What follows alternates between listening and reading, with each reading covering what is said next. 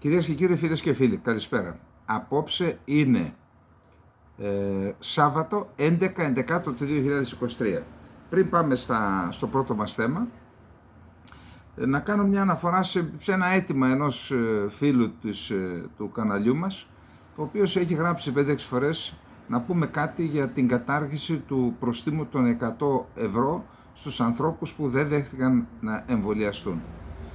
Καταρχάς να ξεκαθαρίσω ότι σε αυτή την ιστορία ανεμβολίαστη και εμβολιασμένη και όλο αυτή ο διχασμός που είχε ξεσπάσει για αυτό το θέμα, δεν με επιμέλεια και έκανα τεράστια προσπάθεια να μην εμπλακώ και δεν θα εμπλακώ ούτε τώρα.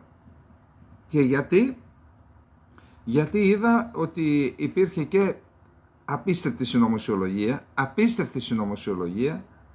Μάλιστα κάποιοι από το εξωτερικό επιχείρησαν να με βάλουν σε αυτό το κόλπο στέλνοντάς μου διάφορες μελέτες, τις οποίες τις έστειλα σε επιστήμονες και μου είπαν, γέλασαν οι άνθρωποι. Εν πάση περιπτώσει, απέφυγα να εμπλακώ, αλλά είμαι αντίθετος και στην υποχρεωτικότητα και στα πρόστιμα. Τώρα, πώς θα έπρεπε να επιβάλλει το κράτος ορισμένες αρχές, αυτό είναι δικό του θέμα. Αρκεί να σας πω ότι πήγα για μια υποχρέωση που είχε, μια δουλειά δηλαδή, στην Ελβετία το καλοκαίρι, με ένα φίλο δικηγόρο, και ρώτησα πώς διαχειρίστηκαν το θέμα αυτό της πανδημίας. Μου είπαν δεν υπήρχε καμία υποχρεωτικότητα, δεν υπήρχε, το μόνο πράγμα που ζητούσαν για να μπει σε κλειστούς χώρους ήταν να έχεις ένα απλό τεστ, τίποτε άλλο. Δηλαδή πώς αυτές οι χώρες μπόρεσαν και ξεπέρασαν το πρόβλημα και εδώ κάναν όλο αυτό το πράγμα, έχωσαν και 20 εκατομμύρια στα μέσα μαζικής ενημέρωσης για να... Εν πάση περιπτώσει, νομίζω ότι είναι δίκαιο τώρα που τέλειωσε αυτή το μεγάλο πρόβλημα που αντιμετώπισε ολόκληρη η ανθρωπότητα που λέγεται πανδημία, να θεωρήσουν αυτό το πράγμα, να τελειώνουμε με αυτά τα πρόστιμα και αυτές τις ανοησίες. Ένα δεύτερο θέμα που παρέλειψα τόσες μέρες να αναφέρω, σκόπιμα, γιατί δεν είναι και σωστό να ρωτάς, γιατί όποιος ρωτάει βρίσκει τον πελάτο. Πριν από περίπου μία εβδομάδα κατέπεσε ή καταρρίφθηκε ένα μη επανδρωμένο αεροσκάφος οπλισμένο του τουρκικού πολεμικού ναυτικού, της αεροπορίας του τουρκικού πολεμικού ναυτικού, που ανήκε στην διοίκηση της αεροπορίας του τουρκικού πολεμικού ναυτικού του αεροδρομίου του Ντάλαμαν. Το Ντάλαμαν βρίσκεται απέναντι σχεδόν από τη Ρόδο, κρίσιμο αεροδρόμιο και για την Κύπρο και για την Κρήτη και για την Κύπρο και για την Κρήτη κυρίως, αυτήν την ζεύξη του Αιγαίου και της Ανατολικής Μεσογείου, ένα κρίσιμο αεροδρόμιο. Φαίνεται ότι εκεί, εγώ έχω αφήσει εδώ και καιρό τις στρατιωτικές πληροφορίες, δεν γνώριζα ότι εκεί έχουν κάνει διοίκηση, που σημαίνει ότι τα μη επανδρωμένα αεροσκάφη έχουν αλλάξει και το επιχειρησιακό δόγμα και του τουρκικού πολεμικού ναυτικού και της τουρκικής πολεμικής αεροπορίας. Από εκεί πιθανόν απογειώθηκε αυτό το Άξονγκουρ, θα σας πω γιατί, και βρέθηκε καταπεπτοκός στο νότιο Κουρδιστάν ή βόρειο Ιράκ. Ό,τι θέλετε παίρνετε. Στην περιοχή Γκάρε, όπου εκεί γίνονται οι σκληρές μάχες, εδώ σχεδόν 2 χρόνια οι Τούρκοι προσπαθούν να σπάσουν την άμυνα των ανταρτών και δεν μπορούν. Αυτό να το ακούν όσοι προσπαθούν να μας πείσουν. Εγώ δεν λέω ότι δεν πρέπει να υπολογίζουμε τις δυνάμεις και τις δυνατότητες των Τούρκων, αλλά όσο εθνικά επικίνδυνο είναι να τις υποβαθμίζουμε, άλλο τόσο εθνικά επικίνδυνο είναι να τις υπερεκτιμούμε. Εντάξει, εκεί για 2 χρόνια κόλλησαν και τρώνε και ξύλο, έπεσε και το Άξονγκουρ. Τώρα έπεσε, το έριξαν, δεν θέλω να το ψάξω, δεν θέλω να ρωτήσω, όποιος ρωτάει σου λέει γιατί ρωτάς εσύ. Τώρα, εάν έπεσε από μόνο του, είναι και αυτό ένα θέμα, δείχνει αδυναμία διοικήσεως, τεχνικά προβλήματα. Εάν το κατέριψαν, δείχνει ότι οι αντάρτες του Εργατικού Κόμματος του Κουρδιστάν απέκτησαν κάποιες δυνατότητες. ηλεκτρονικού πολέμου, με τα οποία και πάρ' το κάτω, πάρ' την κάτω την Πέρδικα. Εντάξει, αυτά με το Αξουγγούρ. Γιατί λέμε ότι είναι από τον Τάλαμαν? Γιατί εκεί αυτό έχει ουραίο αριθμό. Ο ουραίος αριθμός του Αξουγγούρ που σταθμεύει κανονικά στον Τάλαμαν βρέθηκε εις το καταπεπτοκός μη επανδρωμένο, κομματιασμένο εκεί κάπου στον Κάρε. Γι' αυτό το λέω. Άρα το καλύψαμε γι' αυτό. Ας κρατήσουμε στην άκρη αυτό το θέμα, να δούμε τι και πώς. Εντάξει, γιατί αυτά θα μας απασχολήσουν πρωτίστως, εάν, γιατί εντάξει, έχουμε ήλιο τώρα, έχουμε καλοκαιρία, κάποια στιγμή μπορεί να έχουμε συννεφιά, μπορεί να έχουμε και κάμια βροχή. Πρέπει να είμαστε έτοιμοι για όλα, έτσι. Αυτά. Πάμε να δούμε τώρα το πρώτο μας θέμα. Το πρώτο μας θέμα είναι που είχαμε μείνει προχθές και χθες, ότι έφυγε η μοίρα του ελληνικού στόλου από τη Μυτιλήνη να πάει να απελευθερώσει στοιχείο. Και μάλιστα μία τορπιλάκατος που είχε πάει, πυραυλάκατος τι ήταν, η 14, είχε πάει στην Πέτρα, είπε θα μείνω εδώ να προστατέψω, έφυγε και τους πλάκωσαν μετά στο ξύλο οι Τούρκοι, στην Πέτρα της Λέσβου. Πήγαν λοιπόν όλοι στοιχείο. Για να δούμε λοιπόν τι έγινε στοιχείο. Απλά να θυμίσω, θα έρθουμε και σε αυτό όταν πρέπει, ότι η Χίος είναι ένα μαρτυρικό νησί. Μαρτυρικό νησί. Καταρχάς με μία άφρονα ενέργεια, μπορεί και να παρεξηγηθώ που είπα άφρονα ενέργεια, αλλά έτσι τη θεωρώ, ξεκίνησαν από τη Σάμο να απελευθερώσουν τη Χίο το 1822. Αυτό ήταν λάθος. Γιατί? Γιατί η Χίος είχε ένα ιδιαίτερο καθεστώς και ιδιαίτερη θέση στον Σουλτάνο. Οι Χιώτες έμποροι είχαν ιδιαίτερη θέση και στη Σμύρνη και στην Κωνσταντινούπολη, απολάμβαναν κάποιων προνομίων και το νησί θα έπρεπε να εξεγερθεί όταν οι συνθήκες θα ήταν και πολιτικά και επιχειρησιακά όριμες. Όταν επιχείρησαν να το κάνουν οι Σαμιώτες δεν ήταν όριμες, γι' αυτό και απέτυχε εκείνη η επιχείρηση, μιλάμε το 1822, και ακολούθησε η καταστροφή του νησιού. Επειδή έχουμε εκδώσει ένα βιβλίο Χίος Σμύρνη, ξέρετε είχαμε κάνει μία σειρά εκδόσεων στα καλά χρόνια, προτού βγουν ειδικά αυτά τα Android και τα κινητά και τα έχουν όλα μέσα, με τους οδηγούς Λέσβος Αϊβαλή, και αυτό το κάναμε γιατί πολιτισμικά αυτή η χώρη ήταν ενοποιημένη, ενιαίοι, εντάξει, η Αιωλίδα δηλαδή, Χίος Σμύρνη και αυτήν την περιοχή, Σάμος, Έφεσος, Μίλητος, Πριήνη, Κόσα Λικαρνασσός δεν προλάβαμε να το βγάλουμε γιατί μας έπιασε η κρίση, Ρόδος Μαρμαρίδα, εκεί κοντά που είναι τον Τάλαμαν,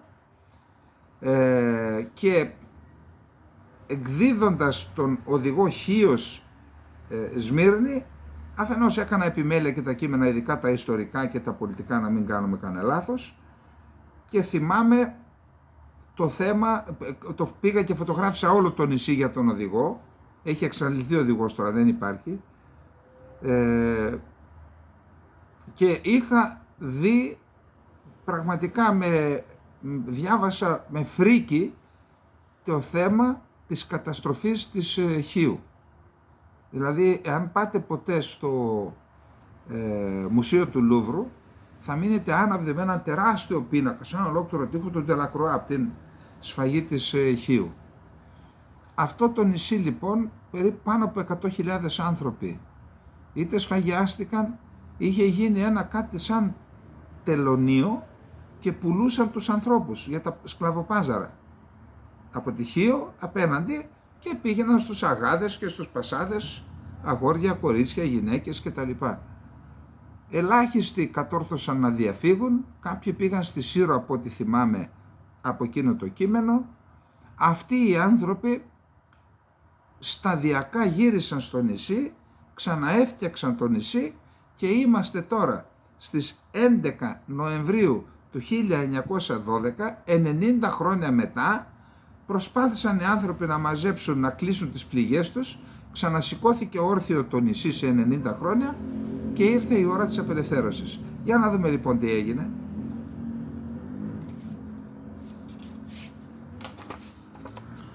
Λοιπόν, η Μοίρα λοιπόν φεύγοντας από τη Λέσβο έκανε απόβαση στην ακτή Κοντάρη. Η ακτή Κοντάρη είναι δίπλα στην πόλη της Σμύρνης, κοντά στο αεροδρόμιο. Και αποβιβάστηκαν εκεί οι Έλληνες πεζοναύτες, από εκείνη την εποχή είχαν πεζοναύτες, μετά την άρνηση του Τούρκου στρατιωτικού διοικητή Ζιχνή Μπέι να παραδώσει το νησί στους Έλληνες. Η απόβαση ξεκίνησε στις 3 το απόγευμα και κράτησε μέχρι τις 7 το βράδυ, για 4 ώρες. Η τουρκική αντίδραση κάμφθηκε γιατί η μοίρα των ελληνικών αεροσκαφών τους βομβάρδισαν, τους καθάρισαν και έτσι οι Τούρκοι της πόλης αναγκάστηκαν να υποχωρήσουν στις Καριές, στη Μονή του Αγίου Μάρκου και στη Νέα Μονή και η πόλη απελευθερώθηκε. Γι' αυτό γιορτάζουμε τα ελευθέρια της πόλης της Χίου σήμερα. Την επομένη, τα ελληνικά στρατιωτικά τμήματα που διανυκτέρευσαν στην ακτή Κοντάρη ξεκίνησαν να μπουν στην πόλη. Μπήκαν στην πόλη, τους υποδέχθηκε ο κόσμος, καταλαβαίνετε τώρα. Μετά από 4,5-5 αιώνες σκλαβιάς, καταλαβαίνετε χαρά του κόσμου, τους υποδέχθηκαν τους απελευθερωτές, ο Μητροπολίτης της Χίου Ιερώνυμος Γοργίας και ο δήμαρχος της πόλης Νικόλαος Κουβελάς. Επικεφαλής του απελευθερωτικού στρατιωτικού σώματος ήταν ο συνταγματάρχης Νικόλαος Δελαγραμμάτικας. Εδώ να κάνω ένα σχόλιο. Πολλοί μου λέτε κακώς ο Κουντουριώτης έλεγε τη λέξη κατοχή και δεν έλεγε τη λέξη απελευθέρωση. Έχετε δίκιο, αλλά πιθανόν με τη λέξη κατοχή ήθελε να δείξει και μια ισχύ. Ότι είμαστε εδώ και μην τολμήσουν κάποιοι να κάνουν κάτι. Δεν ξέρω, και εγώ δεν μου φάνηκε και πολύ σωστό η λέξη κατοχή χθες, αλλά κάτι θα έχει στο νου του ο Κουντουριώτης. Λοιπόν,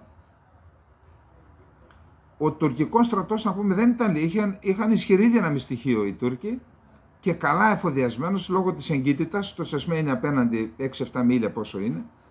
Στις 14 Νοεμβρίου ελληνικές δυνάμεις που βρισκόταν στις Καριές επιχείρησαν να αποθήσουν τους Τούρκους που ήταν και αυτοί εκεί, έγινε μάχη δηλαδή. Και οι Τούρκοι είχαν οχυρωμένες θέσεις στην κορυφογραμμή του όρος Έπος με αλφαγιώτα. Τα ξημερώματα της 14ης άρχισε η επιχείρηση κατάληψη του Έπος. Το εγχείρημα ήταν δύσκολο, προχωρήσαν οι δικοί μας 500 μέτρα, εν πάση περιπτώσει δεν μπορέσαν να το καταλάβουν. Ένα τμήμα πεζοναυτών υπό τον ανθυποπλοίαρχο Νικόλα Ορίτσο κατευθύνθηκε προς τις Κιμιές.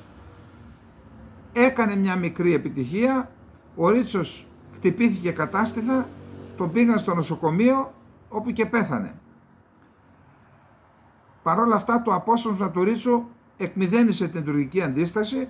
Σε ένα άλλο μέτωπο ο Δεμέστιχας αγωνιζόταν να καταλάβει τα υψώματα της Σελάδας και εκεί δέχθηκε σφοδρά πυρά από τους Τούρκους. Εκεί πληγώθηκε ο σημεοφόρος Παστρικάκης και ο ίδιος ο Δεμέστιχας, πήγαν στο νοσοκομείο της Χίου. Τελικά ήρθαν ενισχύσεις, ο εχθρός αναγκάστηκε να υποχωρήσει με μεγάλες απώλειες. Η μάχη συνεχίστηκε μέχρι τη νύχτα. Στη μάχη του Έπος οι ελληνικές απώλειες ήταν 7 νεκροί και 62 τραυματίες και οι τουρκικές ανέρχονταν σε 26 νεκρούς. 16 Νοεμβρίου οι Τούρκοι υποχώρησαν περισσότερο και οι Έλληνες κατέλαβαν τη Σελάδα. 18 Νοεμβρίου εξαπέλυσαν επίθεση οι Τούρκοι, αντισταθήκαμε, υποχώρησαν. Τέλος πάντων, οι δικοί μας, επειδή ξέσπασε κακοκαιρία, τέτοια εποχή έτσι, αναγκάστηκαν να εγκαταλείψουν το Έπος, το ανακατέλαβαν οι Τούρκοι, ο Ζιχνή Βέης διέταξε γενική επίθεση κατά των ελληνικών προφυλακών, αντισταθήκαμε. Εν τω μεταξύ, οι δυνάμεις, επειδή είχαν ισχυρές δυνάμεις, θα δείτε παρακάτω οι Τούρκοι, ήρθαν ενισχύσεις στο αποβατικό σώμα, εθελοντικά σώματα Κρητών, γι' αυτό λέω να τιμούμε την Κρήτη. Οι Κρήτες ήταν πάντα παρόντες στους εθνικούς αγώνες, προσέξτε. Ενώ δεν είχε απελευθερωθεί ακόμα η πατρίδα τους, αυτοί έτρεξαν να απελευθερώσουν τη Μακεδονία, να την προστατέψουν από τους Βουλγάρους, τη Βόρειο Ήπειρο, ήταν παρόντες. Τώρα βλέπουμε στοιχείο, άρα ήρθαν εθελοντικά σώματα Κρητών, Ικαρίων από την Ικαρία, γεια σου Λευτέρη, και Χίων πάλι από τη Χίο, εθελοντές κατατάχτηκαν.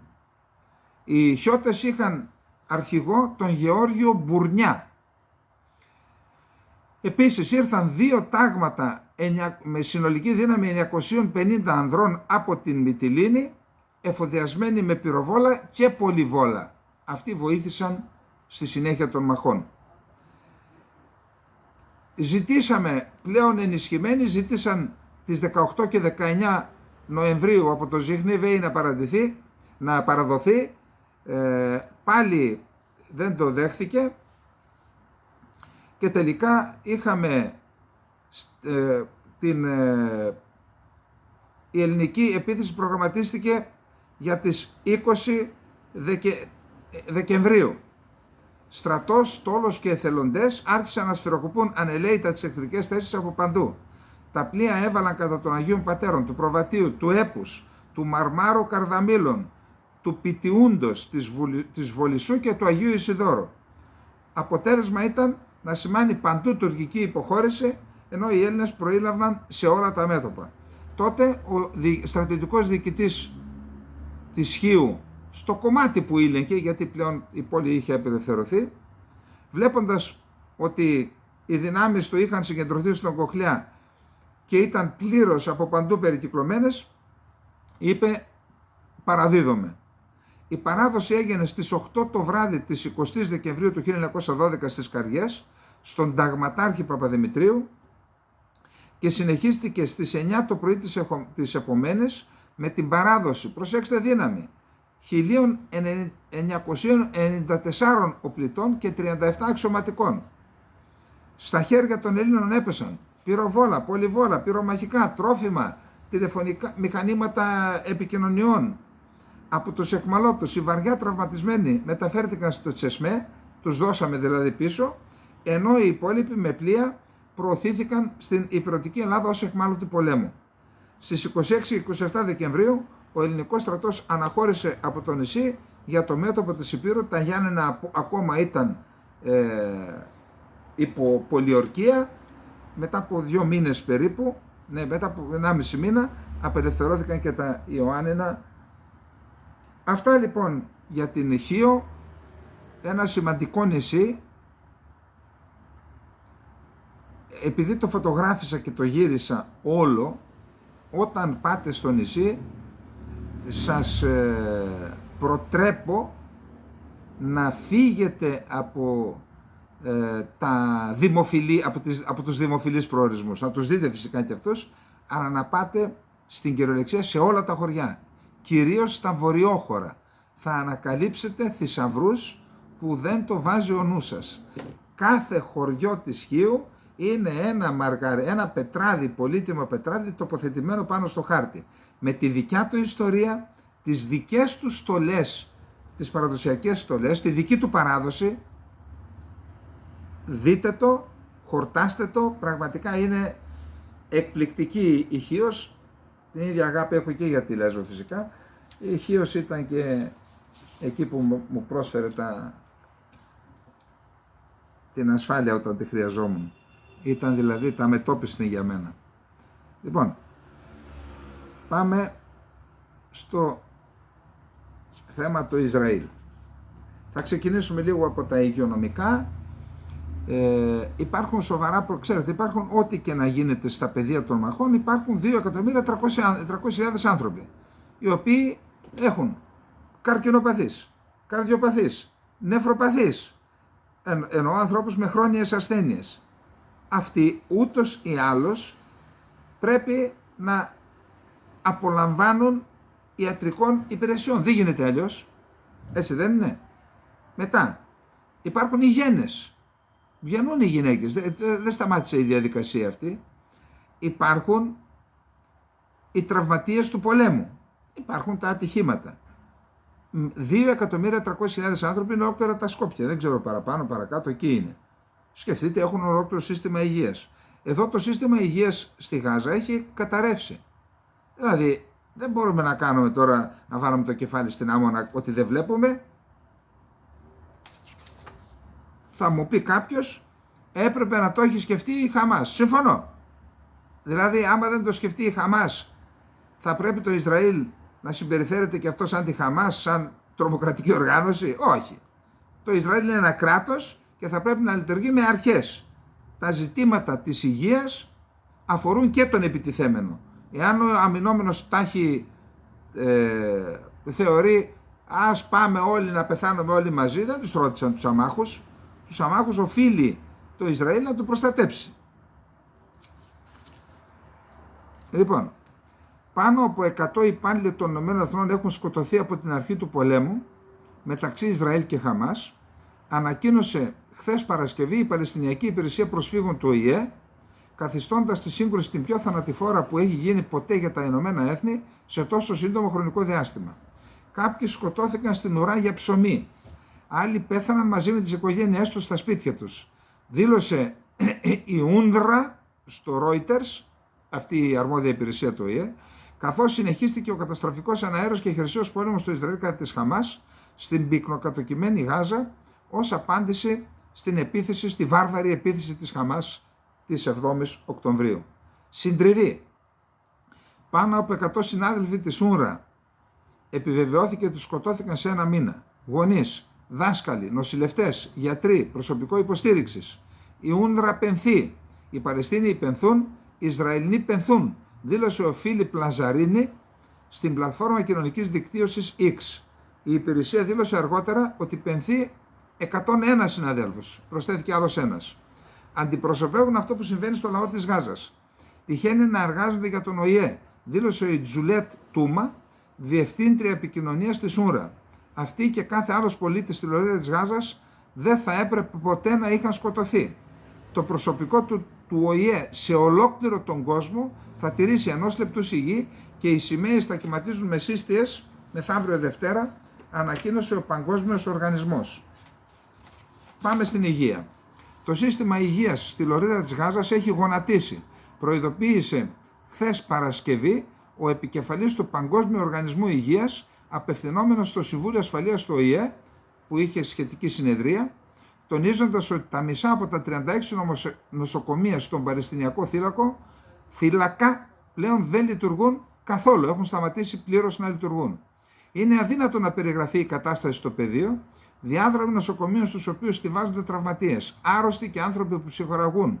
Δεκάδες χιλιάδες άνθρωποι έχουν καταφύγει στα νοσοκομεία για να προστατευτούν, είπε ο Τέντρος Αντανόμ Γκεμπρεέσους, προσθέτοντας πως έχουν καταγραφεί πάνω από 250 επιθέσεις στον τομέα της υγείας. Νοσοκομεία, κλινικές, ασθενοφόρα, ασθενείς, ιατρικό και νοσηλευτικό προσωπικό στη λωρίδα της Γάζας και στη Δυτική Όχθη από το ξέσπασμα του πολέμου την 7η Οκτωβρίου.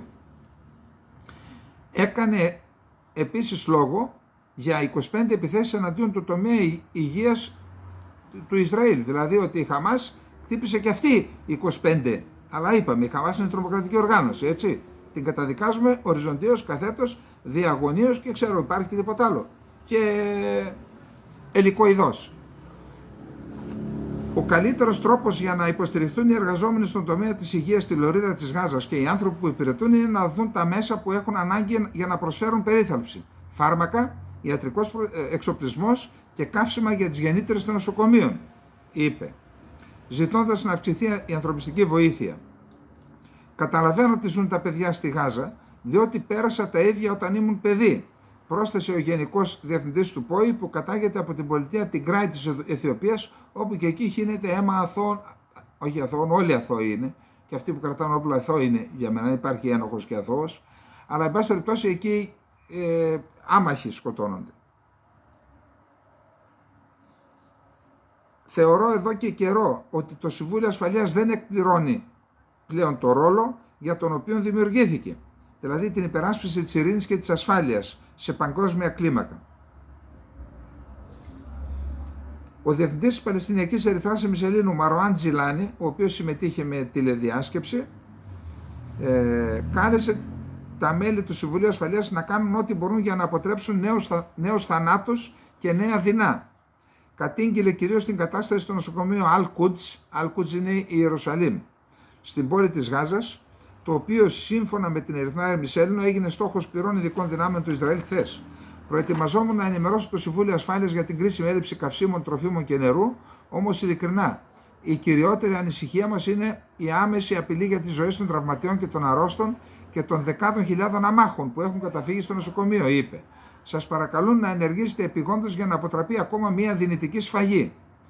Το Συμβούλιο Ασφαλείας στήρισε στην έναρξη της συνεδρίασης 1 λεπτού σιγή, αποτείοντας φόρο τιμή στα θύματα της επίθεσης της Χαμάς στο Ισραήλ, 1.200 νεκροί, στους αμάχους που σκοτώθηκαν στους βομβαρδισμούς στη λωρίδα της Γάζας, πάνω από 11.000 νεκροί, σύμφωνα με τη Χαμάς, καθώς και στους δημοσιογράφους και τους εργαζόμενους στις υπηρεσίες του ΟΗΕ, που είπαμε, που έχασαν τη ζωή τους αφού του ξέσπασε ο πόλεμος. Λοιπόν,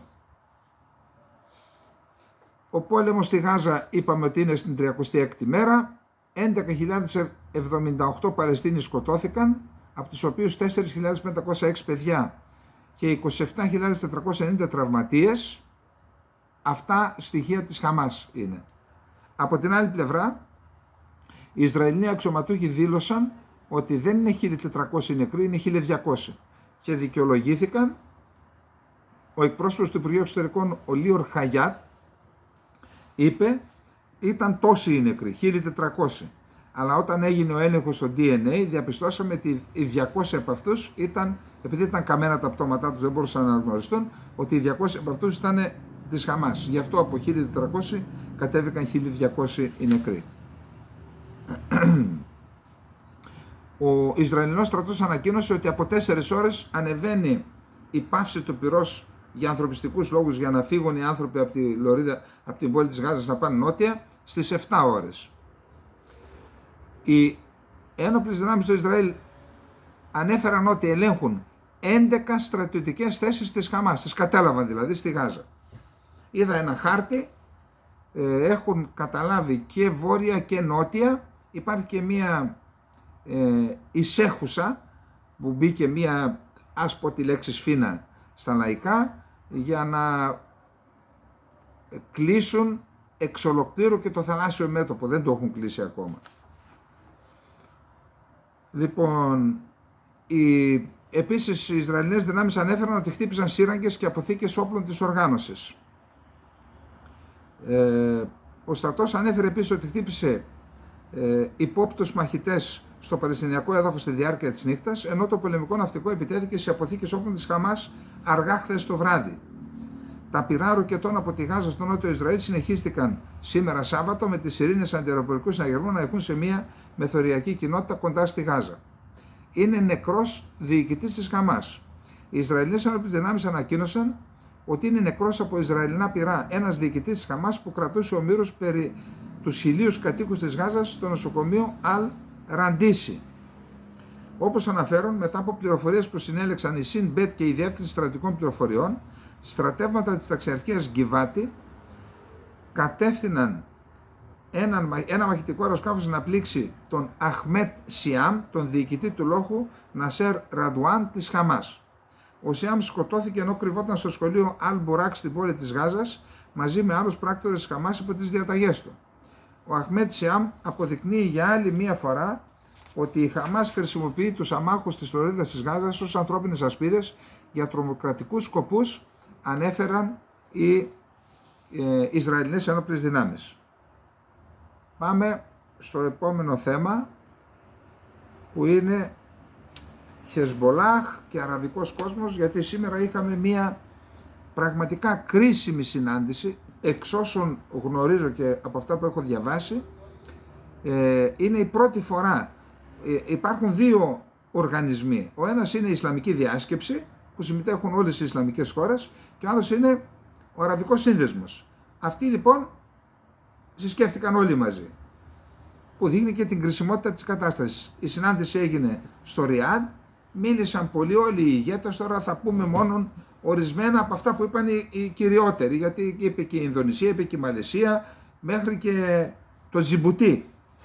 Αλλά δεν έχει σημασία τώρα, σημασία έχει να δούμε τι είπαν αυτοί που παίζουν ρόλο. Τώρα, πάμε λίγο για τη Χεσβολάχ. Τα Ισραηλινά μέσα μαζικής ενημέρωσης αναφέρουν ότι η Χεσβολάχ χρησιμοποιεί τον αντιαρματικό πύραυλο, το αντιαρματικό βλήμα, κατευθυνόμενο βλήμα Κορνέ, το οποίο όμως εγώ δεν ήξερα ότι υπάρχει κάτι τέτοιο. Η Ελλάδα είναι ανοιχτό αυτό, δηλαδή έγινε η αγορά των Κορνέ από τους Ρώσους έγινε πριν από 20-25 χρόνια, αλλά είναι ανοιχτό, δεν είναι μυστικό εννοώ. Είναι ίσως μαζί με τα Javelin είναι πιο αποτελεσματικά γιατί πάνε ψιλοκρεμαστά, αλλά είναι και αυτό από τα πιο αποτελεσματικά αντιαρματικά όπλα. Εδώ όμως διαβάζω ότι σύμφωνα με τα Ισραηλινά μημία έχει βελληνικές αυτό που χρησιμοποιούν Κορνέ ή M, βελληνικές 8 έως 10 χιλιόμετρα, διπλάσιο βελληνικές από τις άλλες εκδόσεις. Και αυτό το χρησιμοποιούν και έχουν απώλειες, και αυτό δεν το χρησιμοποιούν μόνο εναντίον αρμάτων, το χρησιμοποιούν και σε αυτές τις υποδομές που είπαμε χθες, αλλά και για άλλα πλήγματα. Σήμερα είχαμε το πρώτο αεροπορικό πλήγμα του Ισραήλ βαθιά μέσα στο Λίβανο, σε βάθος 45 χιλιόμετρων. Από την αρχή του πολέμου δηλαδή, ήταν η πρώτη φορά που χτύπησε βαθιά, χτύπησε ένα αυτοκίνητο, ένα μη επανδρωμένο αεροσκάφος, χτύπησε ένα όχημα που κινούνταν στον δρόμο. Δεν υπάρχουν ανακοινώσεις ούτε από τη μια ούτε από την άλλη πλευρά ο στόχος τι ήταν, εννοώ ότι ποιος ήταν μέσα στο αυτοκίνητο. Αλλά έχει σημασία. Τώρα, η επιδρομή αυτή έγινε την ώρα που ήταν έτοιμος να βγάλει την δεύτερη ομιλία του ο Νασράλα, ο ηγέτης της Χεσβολάχ. 3 η ώρα σήμερα έκανε την ομιλία, είπε διάφορα πράγματα, θα δούμε κάτι. Βομβαρδισμοί συνεχίζονταν και από τις δύο πλευρές των συνόρων σήμερα το πρωί, σύμφωνα με το Άνι και έναν δημοσιογράφο του Γαλλικού Πρακτορείου στο Βόρειο Ισραήλ. Χθες Παρασκευή, ο εκπρόσωπος του Ισραηλινού στρατού Ντάνιελ Χαγκάρι είχε δηλώσει ότι το Ισραήλ καταφέρει εκτεταμένα πλήγματα στο βορρά ως απάντηση σε 3 διεισδύσεις μη επανδρωμένων αεροσκαφών της Χεσβολά στο Ισραηλινό έδαφος. Η Χεσβολά από την πλευρά της ανέλαβε την ευθύνη για επιθέσεις στα βόρεια σύνορα του Ισραήλ, μεταξύ των οποίων 3 επιθέσεις μη επανδρωμένων αεροσκαφών, το ένα από τα οποία στοχοποίησε και χτύπησε στρατόπεδο του Ισραηλινού στρατού. Το είδα το βίντεο. Χθες η Χεσβολά ανακοίνωσε το θάνατο 7 μαχητών της, ανεβάζει συνολικά τα θύματα, τους μαχητές νεκρούς σε 68 και συνολικά 90 άνθρωποι έχασαν τη ζωή τους από την αρχή του πολέμου στο Λίβανο. Τώρα, πριν αρχίσει η σύνοδος Ισλαμικής Διάσκεψης και Αραβικού Συνδέσμου, συναντήθηκε ο εμμύρης του Κατάρ Ταμίμ Μπιν Χαμάντ Θάνι με τον διάδοχο της Σαουδικής Αραβίας Μοχαμέντ Μπιν Σαλμάν, ο οποίος είναι και ισχυρός άντρας. Αυτοί προφανώς συζήτησαν μεταξύ τους τι θα πούν, γιατί είχαν να αντιμετωπίσουν το Ιράν, το οποίο ήταν μια άλλη φωνή σε αυτήν την σύσκεψη τη διευρυμένη. Οι ιρανικές εφημερίδες έλεγαν τώρα θα αποδείξουν οι Άραβες αν είναι πραγματικοί μουσουλμάνοι. Γίνεται εκεί τους έχει πιάσει μουσουλμανίτιδα, ποιος θα φανεί πιο καλός μουσουλμάνος, πιο φανατικός, πιο έτσι. Εν πάση περιπτώσει, αν μην πούμε τίποτα γι' αυτό, Σαλμάν, τι είπε από τις ομιλίες, κάποια αποσπάσματα. Το Ισραήλ φέρει ευθύνη για εγκλήματα που διαπράχθηκαν εναντίον του Παλαιστινιακού λαού. Μιλώντας στην έκτακτη κοινή σύνοδο κορυφής, έκανε επίσης έκκληση για τερματισμό της πολιορκίας της Λωρίδας της Γάζας, για άμεσο τερματισμό των στρατιωτικών επιχειρήσεων και απελευθέρωση των ομήρων.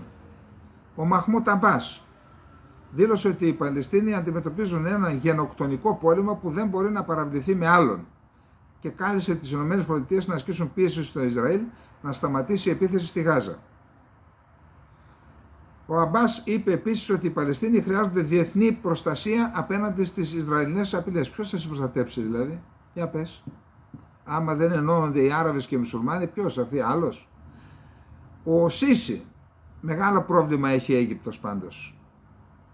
Έχει σοβαρή εσωτερική αστάθεια και αυτά που συμβαίνουν επιτείνουν την αστάθεια και είναι και σε πρόγραμμα στο Δουνουτού. Δεν είναι καλά η Αίγυπτος.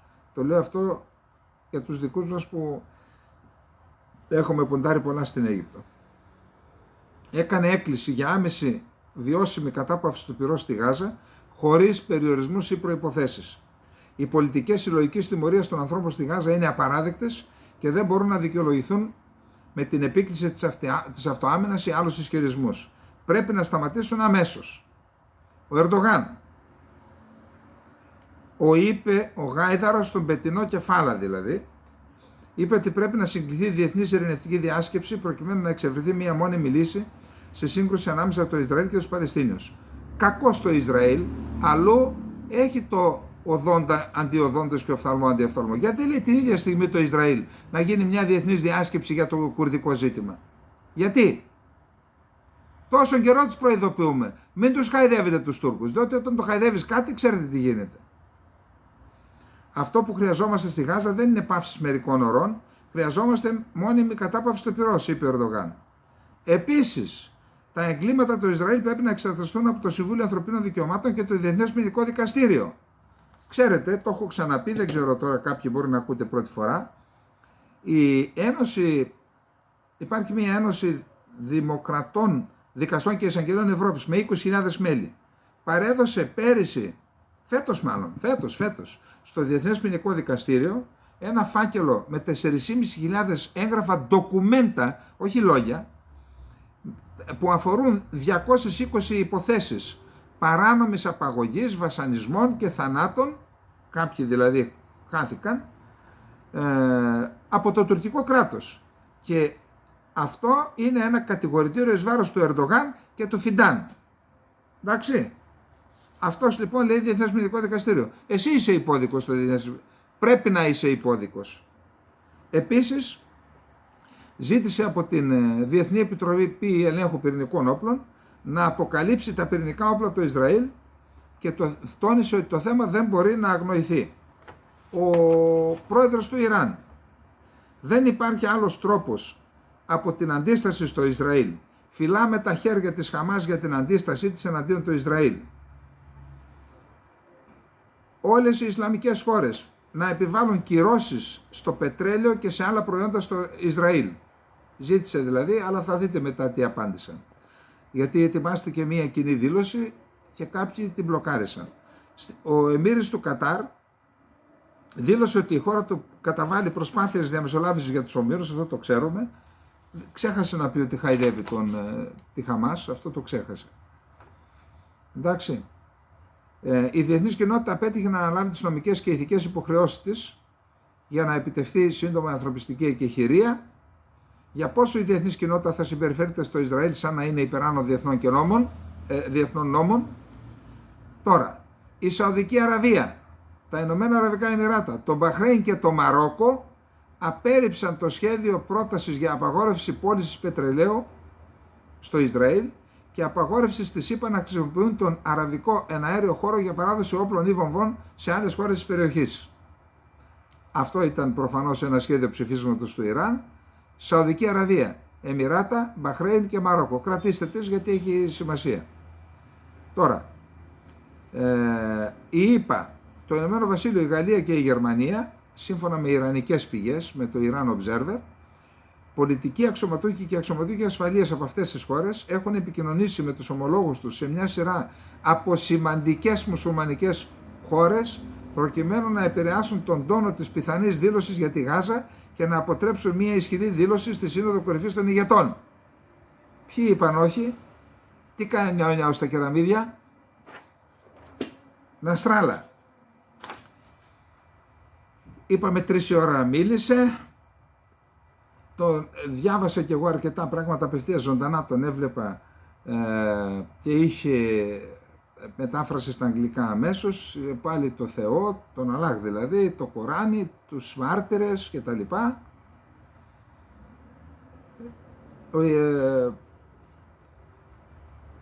Λοιπόν, ο ηγέτης της Χεσβολάχ είπε ότι οι παγκόσμιες διαδηλώσεις κατά το Ισραήλ για τον πόλεμο στη Γάζα ασκούν πίεση στο εβραϊκό κράτος και τους συμμάχους. Αλήθεια είναι αυτό. Βλέπουμε χιλιάδες ανθρώπους στην Ουάσιγκτον, τη Νέα Υόρκη, το Λονδίνο και το Παρίσι να δηλώνουν κατά το Ισραήλ. Η φωνή που ξεχωρίζει είναι η ΗΠΑ και ο παδός του στο Ηνωμένο Βασίλειο. Όλος ο κόσμος δηλαδή λέει συντάσσεται με τους πάσχοντες στη Γάζα, εκτός από τη ΗΠΑ και το Ηνωμένο Βασίλειο. Σχολιάζοντας αυτό που έγινε στο Ριάντ, στη Σύνοδο Κορυφές, είπε: η Αραβική και η Ισλαμική Σύνοδος συγκεντρώνει 57 αραβικά και ισλαμικά κράτη. Υπερδύναμη είναι αυτοί αν ενωθούν, έτσι. Οι Παλαιστίνοι και άλλοι λαοί της περιοχής έχουν τα μάτια τους σε αυτή τη Σύνοδο Κορυφής. Ο ίδιος είπε ότι αυτές οι χώρες, ο Ναστράλα, δεν πρόκειται να στείλουν στρατιώτες για να σπάσουν τον Ισραηλινό αποκλεισμό στη Γάζα, αλλά οι λαοί της περιοχής περιμένουν από τον αραβικό και μουσουλμανικό κόσμο τουλάχιστον να υιοθετήσουν μια ενιαία θέση, που δεν την υιοθέτησαν, και να απαιτήσουν από τους Αμερικανούς να βάλουν ένα τέλος στην Ισραηλινή επίθεση. Η Γάζα συνεχίζει ακόμα να πολεμά, είπε ότι εμείς κάναμε ό,τι μπορούμε και επένεσε τους Χούθι της Ιεμένης. Απευθυνόμενος στην κυβέρνηση Biden, ο Νασράλα είπε: ακούστε το αυτό, υπογραμμίστε το, κρατήστε το κάπου. Εάν θέλετε να μπει τέλος στις επιθέσεις σε αυτό το δευτερεύον μέτωπο στο Ιράκ και τη Συρία, πρέπει να επιβάλλετε ένα τέλος στην Ισραηλινή επίθεση στη Γάζα. Τι τους λέει δηλαδή? Τους απειλεί και τους εκβιάζει. Αν θέλετε να σταματήσουμε να σας βαράμε στις βάσεις που έχετε στη Συρία και στο Ιράκ, πιέστε το Ισραήλ να σταματήσει να επιτίθεται στη Γάζα. Εντάξει, πάμε. Πάμε να δούμε σε διεθνές επίπεδο τι γίνεται. Ο Μακρόν είδα ότι ανεβάζει τους τόνους, να σταματήσει τους βομβαρδισμούς που σκοτώνουν αμάχους στη λωρίδα της Γάζας που έτρεψε το Ισραήλ. Ο πρόεδρος της Γαλλίας, Εμμανουέλ Μακρόν, σε συνέντευξη που παραχώρησε στο βρετανικό δίκτυο BBC και μεταδόθηκε χθες βράδυ. Συμμεριζόμαστε τον πόνο τους, τον πόνο των Ισραηλινών και την επιθυμία τους να απαλλαγούν από την τρομοκρατία, είπε. Αλλά τόνισε ότι δεν υπάρχει καμία δικαιολογία για τους βομβαρδισμούς που σκοτώνουν αμάχους στη λωρίδα της Γάζας, αναφερόμενος χαρακτηριστικά σε μωρά, γυναίκες και ηλικιωμένους. Ερωτηθείς για ενδεχόμενη παραβίαση του διεθνούς δικαίου, ο Εμμανουέλ Μακρόν είπε πως δεν είναι δικαστής αλλά αρχηγός κράτους. Αυτό λέγεται στρίβιν δια του αραβώνος. Πάντως του απάντησαν οι Ισραηλινοί και του είπαν, τώρα δεν θυμάμαι ποιος, κάποιος υπουργός, πρόσεχε λέει, γιατί αυτά που υφιστάμεθα εμείς εδώ από την τρομοκρατία μπορεί αύριο να τα υποστείς εσύ στο Παρίσι. Ήταν και αυτό μια απειλή, έτσι. Τώρα, στο Λονδίνο είδα φωτογραφίες, έχει πολύ κόσμο, δηλαδή εκατοντάδες χιλιάδες. Τα μέσα εκεί τα αραβομουσουλμανικά τους ανεβάζουν από 500.000 μέχρι 1 εκατομμύριο. Στο Λονδίνο διαδήλωση υπέρ της Παλαιστίνης. Όταν είπαμε χθες η εκτίμηση του Σταύρου ότι λιώνει, καταραίει η εικόνα του Ισραήλ διεθνώς, αυτό εννοούσε. Και γι' αυτό δεν εισβάλλει η Χεσβολάχ, διότι αν εισβάλλουν και τότε θα είναι αμυνόμενο το Ισραήλ και θα ανακτήσει την εικόνα που χάνει με την Γάζα. 500.000 με 1 εκατομμύριο, έτσι, πάντως εκατοντάδες χιλιάδες είναι. Στη Νότια Αφρική, η Νότια Αφρική είπαμε ότι κάλεσε τους διπλωμάτες της για διαβουλεύσεις, που είναι μια αντίδραση, αλλά τον πρεσβευτή του Ισραήλ για να συζητήσει την πρόσφατη ατυχή συμπεριφορά του σε σχέση με τον πόλεμο στη Γάζα, κάλεσε το Υπουργείο Εξωτερικών της Νότιας Αφρικής. Το Υπουργείο ανέφερε πως ο Ελίαφ Μπελοτσερκόφσκι έλαβε την κλήση προχθές Πέμπτη, αλλά δεν ανέφερε πληροφορίες για το ποια είναι αυτή η συμπεριφορά για την οποία τον καλούν στην ουσία να απολογηθεί, να τον επιπλήξουν.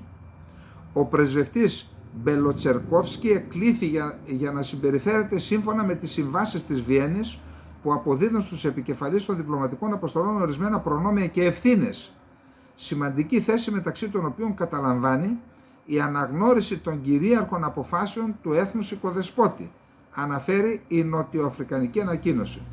Ο πρεσβευτής Μπελοτσερκόφσκι εκλείδη για άλλη μια φορά να διαβιβάσει τις ανησυχίες της νοτιοαφρικανικής κυβέρνησης στο Τελ Αβίβ, πρόσθεσε η ανακοίνωση. Η πρεσβεία του Ισραήλ δεν είπε τίποτα.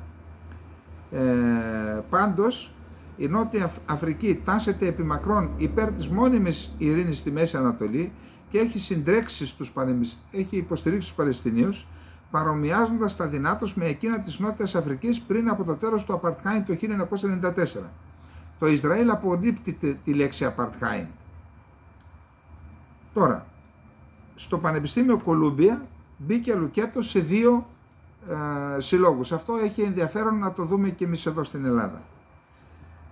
Σε αναστολή λειτουργίας 2 φοιτητικών συλλόγων που οργάνωσαν διαδηλώσεις με κεντρικό αίτημα την κατάπαυση του πυρός στον πόλεμο του Ισραήλ-Χαμάς, προχώρησε το Αμερικανικό Πανεπιστήμιο Κολούμπια. Πώς το είπε ο άλλος, Κολάμπια? Αυτό μας μάρανε τώρα. Η λειτουργία των 2 συλλόγων, των φοιτητών για τη δικαιοσύνη στην Παλαιστίνη και της Εβραϊκής Φωνής για την Ειρήνη, Εβραίοι και Παλαιστίνοι μαζί. Αυτό πρέπει να εφαρμόσουν και στην Παλαιστίνη και στο Ισραήλ. Μια συνομοσπονδία και να ζουν σαν άνθρωποι ήσυχοι, με ανάπτυξη, να γελάν όταν οι άλλοι τσακώνονται. Αυτοί πρέπει να ζουν μαζί. Να, κοιτάξτε, μαζί κάνανε. Ανεστάλλει λοιπόν η λειτουργία των συλλόγων μέχρι το τέλος του φθινοπόρου, τόνισε ο Τζέραλντ Ρόσμπεργκ, αντιπρόεδρος του Πανεπιστημίου. Η ανακοίνωση λέει: η απόφαση αυτή ελήφθη αφού οι 2 σύλλογοι παραβίασαν επανειλημμένα τις πολιτικές του Πανεπιστημίου για την διεξαγωγή εκδηλώσεων στις εγκαταστάσεις του, κάτι που κορυφώθηκε με εκδήλωση χωρίς άδεια που διεξήχθη παρά τις προειδοποιήσεις και συμπεριέλαβε απειλητική ρητορική και εκφοβισμούς. Δεν έρχεστε εδώ, κύριε Ρόσμπεργκ, να δείτε πώς γίνονται οι εκδηλώσεις στα ελληνικά πανεπιστήμια? Ποια άδεια, ποιες αρχές? Εδώ γίνονται καταλήψεις, ό,τι θέλει κάνει ο καθένας, όποιος θέλει μπαίνει μέσα στα πανεπιστήμια, ό,τι θέλουν κάνουν. Για να δούμε παρακάτω τι είπε. Ο Ρόσμπεργκ κατέστησε σαφές ότι η αναστολή δεν θα τερματιστεί παρά μόνο αν οι 2 σύλλογοι δείξουν βούληση να συμμορφωθούν προς τους κανόνες του Ιδρύματος. Αυτό θα εγγυηθεί την ασφάλεια της κοινότητάς μας και την απρόσκοπτη διεξαγωγή των κυρίων δραστηριοτήτων του Πανεπιστημίου. Εκατοντάδες φοιτητές έκαναν αποχή από τα μαθήματα και συμμετείχαν στη διαδήλωση που διοργάνωσαν οι 2 σύλλογοι.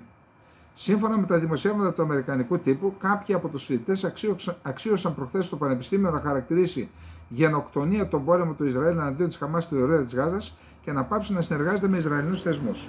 Εν πάση περιπτώσει, σημειώνω ότι υπάρχουν αρχές, καταστατικό και με βάση το οποίο λειτουργεί ένα πανεπιστήμιο.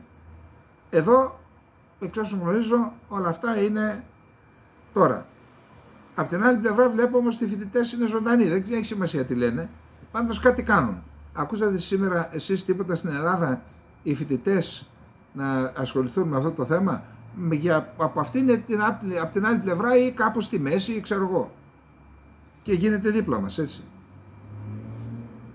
Λοιπόν, πάμε στα Ρωσία. Την ήπιαν πάλι σήμερα, χθες οι Ρώσοι. Ακούστε, όταν αναφέρομαι τις απώλειες, κάποιος λέει σιγά σιγά θα μας πεις ότι έφτασαν στη Μόσχα οι Ουκρανοί. Δεν λέμε τίποτα από αυτά, εμείς μεταφέρουμε ειδήσεις, έτσι. Δεν λέμε ούτε ποιος, ούτε τι, ούτε... 2 ρωσικά αποβατικά πλοία δέχθηκαν ουκρανικά πλήγματα από μη επανδρωμένα σκάφη. Σημειώστε το και αυτό. Μη επανδρωμένα σκάφη. Επιφανείας, USV, στη Χερσόνησο, την Ταυρική Χερσόνησο της Κριμαίας, ανακοίνωσε σήμερα η Στρατιωτική Υπηρεσία Πληροφοριών του Κιέβου. Ο Μπουντάνοφ, ο οποίος είναι αυτός που διεκδικεί, τον έχουν οι Αμερικανοί, σου λέει αν μας τελειώσει ο Ζελένσκι να βάλουμε αυτόν. Οι πρώτες πληροφορίες ανέφεραν ότι κατά τη χθεσινοβραδινή επίθεση χτυπήθηκαν 2 μικρά αποβατικά σκάφη της Ρωσίας. Σε νεότερη ενημέρωση έγινε γνωστό ότι τα 2 αποβατικά επλήγησαν με USV και βυθίστηκαν. Το ένα ήταν κλάσης Ακούλα και το άλλο κλάσης Σέρνα, σύμφωνα πάντα με το Κίεβο. Ως αποτέλεσμα της επίθεσης, τα δύο σκάφη κατέληξαν στο βυθό. Το Ακούλα αμέσως και το Σέρνα ακολούθησε παρά τις προσπάθειες που έκαναν να το σώσουν. Τα ρωσικά αποβατικά αεροσκάφη ήταν φορτωμένα με τεθωρακισμένα οχήματα, σύμφωνα πάντα με την Ουκρανία. Το Reuters υπογραμμίζει ότι δεν είναι σε θέση να επαληθεύσει την αναφορά. Η Ρωσία δεν είπε τίποτα. Τώρα,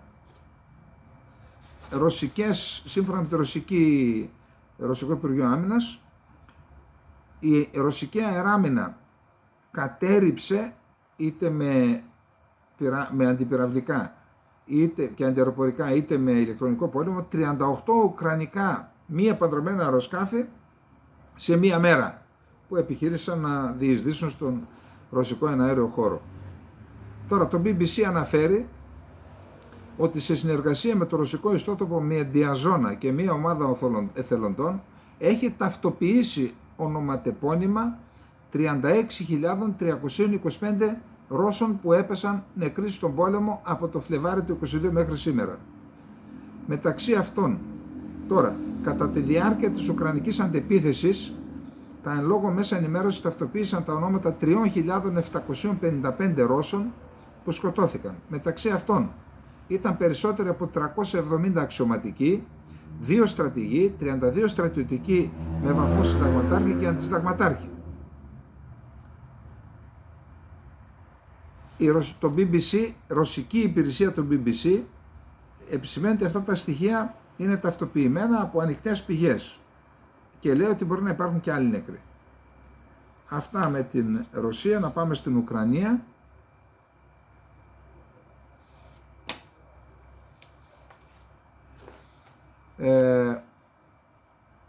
Το Γαλλικό Υπουργείο Άμυνας ανέφερε σήμερα 11 Νοεμβρίου ότι η επιχειρησιακή κατάσταση στα μέτωπα Ουκρανίας, στον πόλεμο Ουκρανίας-Ρωσίας στα μέτωπα έχει ως εξής. Οι ρωσικές ένοπλες δυνάμεις συνεχίζουν την επίθεσή τους. Οι ουκρανικές ένοπλες δυνάμεις βρίσκονται σε άμυνα. Οι ένοπλες δυνάμεις της Ρωσικής Ομοσπονδίας συνεχίζουν τα πλήγματά τους με ποικίλη ένταση στα βάθη του ουκρανικού εδάφους. Οι ουκρανικές ένοπλες δυνάμεις συνεχίζουν να επιχειρούν χτυπήματα στην Κριμαία, λιμάνια, συστήματα αεράμινας, υποδομή υλικοτεχνικής υποστήριξης. Βορειοανατολικό μέτωπο.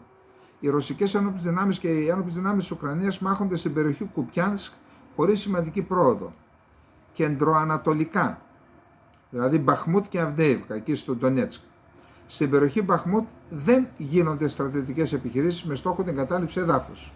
Στην περιοχή Αυντέιβκα οι μάχες είναι υψηλής έντασης και συνεχίζονται με μεγάλες απώλειες.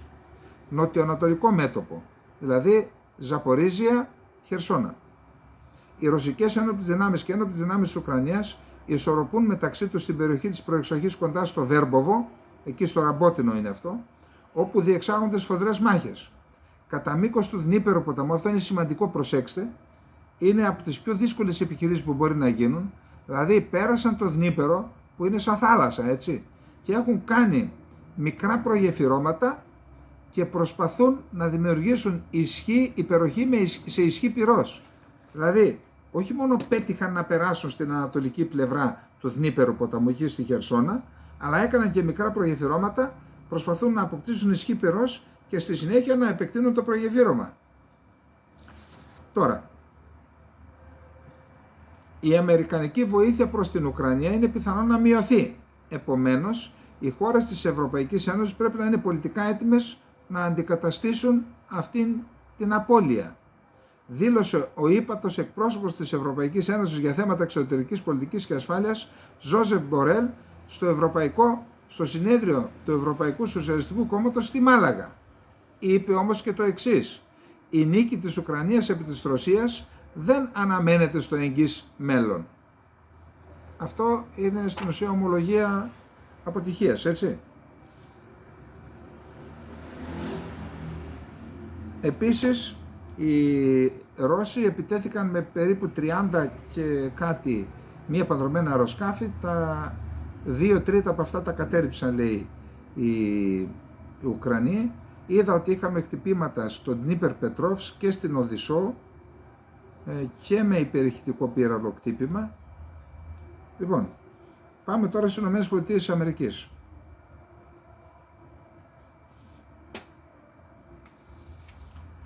ο νέος πρόεδρος της Βουλής των Αντιπροσώπων Μάικ Τζόνσον δεν βλέπει αρκετά στοιχεία για την παραπομπή του Biden, κάτι το οποίο είχε ζητήσει ο προκάτοχός του ο Κέβιν Μακάρθι. Σύμφωνα με την Washington Post, ο Τζόνσον το ανακοίνωσε κατά τη διάρκεια συνάντησης με συναδέλφους του, οι οποίοι δεν είναι άκρα δεξιά, έχουν κεντρώες απόψεις. Ωστόσο, δεν θεωρεί πολιτική επιταγή και αναγκαιότητα να επιδιώξει την απομάκρυνση του Biden από την εξουσία τώρα, δεδομένου ότι στις εκλογές ούτως ή άλλως θα χάσει, λέει. Γιατί τώρα να τον κυνηγήσουμε τον άνθρωπο, να του χαράσουμε και τη βολή του. Η Υπουργός Οικονομικών των ΗΠΑ, Τζανέτ Γέλεν, κατά τη διάρκεια συνάντησης με τον Κινέζο αντιπρόεδρο της κυβέρνησης Χι Λιφέν, κάλεσε το Πεκίνο να μην βοηθήσει τη Ρωσία να αποφύγει τις κυρώσεις και να μην επιτρέψει αυτό να συμβεί μέσω κινέζικων εταιριών. Τώρα, ο ταλέπορος ο δήμαρχος της Νέας Υόρκης, ο Έρικ Άνταμς, πήρε το αεροπλάνο να πάει στην Ουάσιγκτον, είχε να συζητήσει, λέει, το μεταναστευτικό κάτι, και μόλις κατέβηκε, μπήκε σε ένα μεγάλο αυτοκίνητο SUV, πώς τα λένε αυτά, και μόλις πήγε εκεί, τον σταμάτησε το FBI, του λέει ένταλμα, φέρ το τηλέφωνο σου, φέρ το iPad, μπήκαν στο σπίτι της βοηθού του και ελέγχουν τη χρηματοδότησή του με μαύρα, βρώμικα, ματωμένα λεφτά του Ερντογάν και του Φιντάν. Να δούμε λίγο. Σύμφωνα με τους New York Times, τη Δευτέρα που μας πέρασε, πράκτορες του FBI ανέβηκαν στο SUV του Άνταμ την ώρα που βρισκόταν στην Ουάσιγκτον και κατέσχουν τα κινητά του τηλέφωνα και ένα iPad. Οι πράκτορες πλησίασαν τον δήμαρχο στον δρόμο και ζήτησαν από τους άντρες ασφάλειάς του να απομακρυνθούν. Φύγετε. Στη συνέχεια, οι πράκτορες μπήκαν μαζί τους στο SUV και εκτέλεσαν δικαστικό ένταλμα για να κατάσχουν τα ηλεκτρονικά. Αφού τα πήραν και τα άρμεξαν, μετά του είπαν πάρ' τα πίσω. Ο Άνταμς είχε μόλις προσγειωθεί στην Ουάσιγκτον, όπως είπαμε, είπε εγώ δεν έχω τίποτα να κρύψω. Πριν λίγες μέρες, η επικεφαλής της εκστρατείας του Άνταμς, Μπριάννα Σάνξ, δέχθηκε έφοδο στο σπίτι της στο Μπρούκλιν, από το FBI πάλι, μετά από ισχυρισμούς ότι η τουρκική κυβέρνηση διοχέτευε χρήματα στην εκστρατεία του Άνταμς. Ομοσπονδιακοί πράκτορες εξετάζουν τι και πώς. Αναρωτιέμαι, έχετε δει εσείς Έλληνες αστυνομικούς, ειδικοί, ξέρω εγώ, δεν έχουμε δίωξη οικονομικού εγκλήματος, να βάζουν στο τσεπάκι τους ένα ένταλμα και να πηγαίνουν τον δήμαρχο, τον υπουργό, τον τάδε, να του πούν κοιτάξτε ένταλμα, έρευνα. Το έχετε δει ποτέ? Γιατί δεν γίνεται στην Ελλάδα? Και θα ήθελα να ξέρω, το FBI αναφέρεται σε κανέναν υπουργό? Μάλλον όχι. Μάλλον όχι, γιατί αν αναφερόταν σε υπουργό δεν θα έκανε τίποτα από όλα αυτά. Γιατί ήταν δημοκρατικός αυτός. Θα του έλεγε ο υπουργός δημοκρατικός, κοιτά, άσε ρε, το δικό μας τώρα, άστο τώρα να δούμε και τα λοιπά. Στην Ελλάδα γιατί δεν γίνεται τίποτα? Γιατί όλα κουκουλώνονται και πόσα άλλα.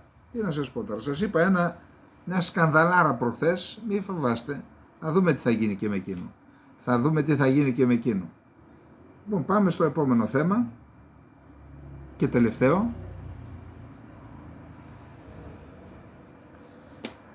Λοιπόν, μου φαίνεται σήμερα αύριο, πότε φεύγει ο Μητσοτάκης, πάει στο Βερολίνο, μόλις φεύγει ο Μητσοτάκης πάει ο Ερντογάν. Μετά από 5 χρόνια ο Ερντογάν, έτσι. Μετά από 5 χρόνια πάει. Δεν μ' αρέσει αυτό. Και δεν μ' αρέσει η εμπλοκή της Γερμανίας. Αυτό δεν έχω πληροφορίες. Κατά την εκτίμηση μου, εκτίμηση κάνω, σχετίζεται με την 7η Δεκεμβρίου.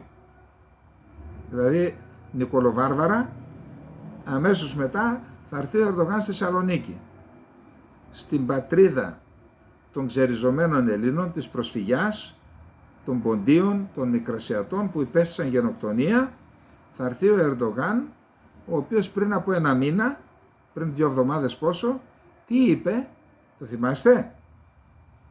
Ό,τι είναι, λέει, σήμερα τα Άδανα ήταν πριν από 100 χρόνια η Γάζα, μην το ξεχνάτε αυτό. Και ό,τι είναι οι 40 εκκλησιές σήμερα της Ανατολικής Θράκης είναι και η Σαλονίκη. Και εμείς θα τον δεχτούμε στη Σαλονίκη. Και φυσικά το πόπολο να πάνε να του ρίξουν και λουλούδια, άμα είναι, να τον προϋπαντήσουν με λουλούδια. Όπως έκαναν τον Ινωνού εδώ. Μας έβαλαν να κάνουμε καραγκιόζλίκια όταν οι πληγές πάνω στο σώμα των προσφύγων ήταν ακόμα ανοιχτές, τότε με την συμφωνία Βενιζέλου-Ινωνού. Τώρα, ένα είναι αυτό. Ένα δεύτερο θέμα, ο Στόλτεμπεργκ τον ρώτησε κάποιος, τι γίνεται ρε εσύ? Ο Ερντογάν στηρίζει μια τρομοκρατική οργάνωση, τη Χαμάς. Αυτό δεν σημαίνει τίποτα για τον ΝΑΤΟ. Όχι, δεν σημαίνει τίποτα. Αυτό δεν έχει. Εμείς δεν εμπλεκόμαστε σε αυτό. Δηλαδή το γεγονός ότι μια χώρα, όπως λέτε, με το δεύτερο μεγαλύτερο στρατό του ΝΑΤΟ, είναι υποστηρικτής φανερά της τρομοκρατίας που ταλαιπωρεί την ανθρωπότητα. Εσένα δεν σε νοιάζει? Όχι, δεν με νοιάζει. Λοιπόν, κρατήστε αυτό. Η Δύση, οι Ηνωμένες Πολιτείες Αμερικής δηλαδή, το 1974, πότε χάσαν, το 1978, 1977, έχασαν την Περσία στην περιοχή.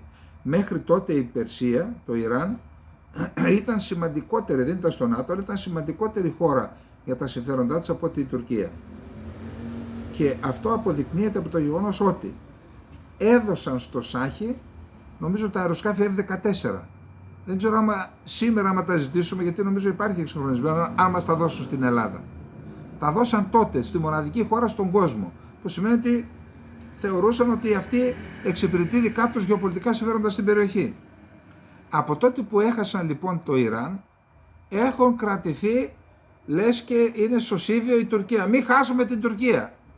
Και γι' αυτό κάνουν τα στραβά μάτια σε ό,τι κάνει η Τουρκία στην Ελλάδα, στους Κούρδους, στους Αρμένιους, τώρα στους Ισραηλινούς. Κάνουν τα στραβά μάτια. Προς Θεού μην χάσουμε την Τουρκία. Ξέρετε όμως τι έχει συμβεί με αυτό? Αυτή η λογική που είναι ορισμένα μυαλά αγγυλωμένα στο State Department, αυτή η λογική είναι που έχει μετατρέψει την Τουρκία σε μια δύναμη η οποία σταδιακά στρέφεται, θα φτάσει στο σημείο να στρέφεται και εναντίον των ΗΠΑ. Αυτή η λογική έδωσε τα ήμια τότε το βράδυ των ημείων, ζήτησε το State Department από την νομική υπηρεσία, παιδιά, ποιανού είναι τα ήμια? Και η νομική υπηρεσία είπαν, με βάση το διεθνές δίκαιο και τις διεθνείς συμφωνίες, τα ήμια είναι ελληνικά. Και με πολιτική απόφαση τότε είπαν δεν ανήκουν σε κανέναν και γκριζάριστηκε το Αιγαίο. Όλα αυτά, η υπόθεση ο Τσαλάν μετά από ένα χρόνο, πότε, 2 που έγινε, πάλι έτσι, να μην πάθει η Τουρκία κακό. Η σφαγή των Κούρδων, την επιτρέπω για να μην πάθει η Τουρκία κακό. Μα όσο την προστατεύετε, κύριοι, στην Ουάσιγκτον, τόσο εκτρέφεται το θηρίο, εσείς το εκτρέφετε το θηρίο, το οποίο στο τέλος θα δαγκώσει και σας, ήδη το κάνει δηλαδή. Σας προσβάλλει, σας βρίζει και πού είστε ακόμα. Και έτσι στη λογική αυτή ο Στόλτεμπεργκ κάνει ότι δεν καταλαβαίνει. Άλλο ένα. Ο Μιχάλης Ιγνατίου ρωτάει τον εκπρόσωπο του Υπουργείου Εξωτερικών, του State Department. Του λέει, συγγνώμη, μας λες ότι οι ΗΠΑ είναι εναντίον της κατοχής της Γάζας από το Ισραήλ. Σωστό. Είναι εναντίον της κατοχής εδαφών της Ουκρανίας από τη Ρωσία. Σωστό. Για την κατοχή της Κύπρου από τον τουρκικό στρατό, ποια είναι η θέση των ΗΠΑ? Α, Μιχάλη, λέει, τι είναι αυτά που λες? Δεν θέλω, λέει, τέτοιες συγκρίσεις κτλ. Και έφυγε. Και αυτό γι' αυτό το λόγο γίνεται. Για να μην φέρω σε δύσκολη θέση την Τουρκία. Στο τέλος, το τέρας που εκτρέφετε εσείς θα γυρίσει και θα σας δαγκώσει και ήδη το έχει κάνει. Λοιπόν, αυτά για απόψε, να είστε όλες και όλοι καλά. Πάμε για ένα δυνατό μαραθώνιο. Το 1990 έτρεξα με την ομάδα των ειδικών δυνάμεων στον μαραθώνιο εδώ της Αθήνας, στον Κλασικό, και στον μαραθώνιο της Ρόδου, για να τρέξουμε τον Ιούνιο, τότε που γινόταν το Ρολάν Γκαρός, θυμάμαι, κάναμε προετοιμασία στην Ελβετία, τρέξαμε στον αγώνα των 100 χιλιόμετρων. Αλλά αυτά θα τα πούμε σε μια άλλη φορά που θα είμαστε πιο χαλαροί. Λοιπόν, καληνύχτα, να είστε όλες και όλοι καλά.